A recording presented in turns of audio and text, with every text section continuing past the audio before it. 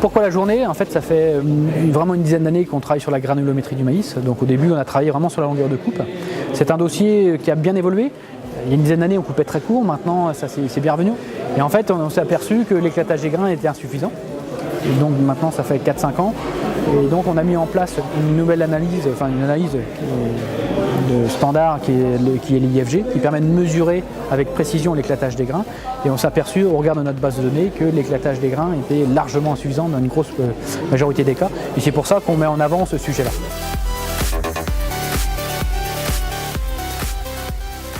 Les machines de demain, c'est bien, mais ça va arriver demain. Donc ça, on a quelques références. Là, ce qu'on voulait, c'était pouvoir reproduire un chantier classique de notre département. Donc en reprenant, on va dire, la machine lambda du département, on a vu des choses qui étaient vraiment satisfaisantes. Globalement, c'était des très belles coupes sur l'ensemble. Il y avait un peu plus de déstructuration pour ceux qui ont serré un peu plus, ce qui est normal, mais c'était malgré tout pas rédhibitoire pour faire des rations qui soient maîtrisées au niveau santé métabolique. Après, attention à bien récolter en fonction de la maturité du grain. À 50% de vitreux, ça commence à être compliqué à éclater. On voit les machines aujourd'hui, elles sont sur leurs limites sur cette partie-là. Et donc bien faire attention. La matière sèche est importante dans la récolte, mais c'est la maturité du grain.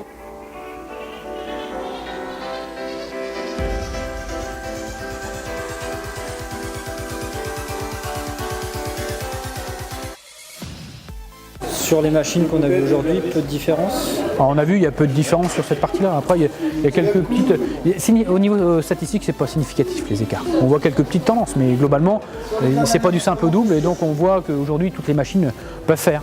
Bien sûr, après, il faut un minimum de potentiel sur l'éclateur. Mais on peut prendre le meilleur éclateur du monde. Si globalement, il est ouvert et que ça va trop vite, il fera pas du bon boulot.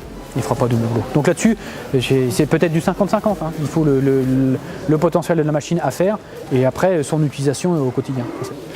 Parce que ce qu'on observe bien souvent, il y a toujours une réticence à changer les éclateurs. Après, les vitesses de chantier.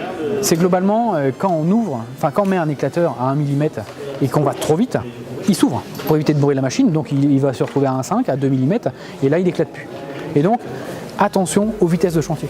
Et ça globalement, quelle que soit la machine, si la machine va trop vite et que l'éclateur est bien serré, eh ben, il fera moins bien que si elle va moins vite. Il y a quand même le chauffeur qui a les clés en main, en sachant que le chauffeur, il doit gérer son affaire. Mais c'est surtout ceux qui sont derrière, il y a une personne qui doit dire si c'est bon ou pas bon. Le message à faire passer, pas de mesure, pas de gestion.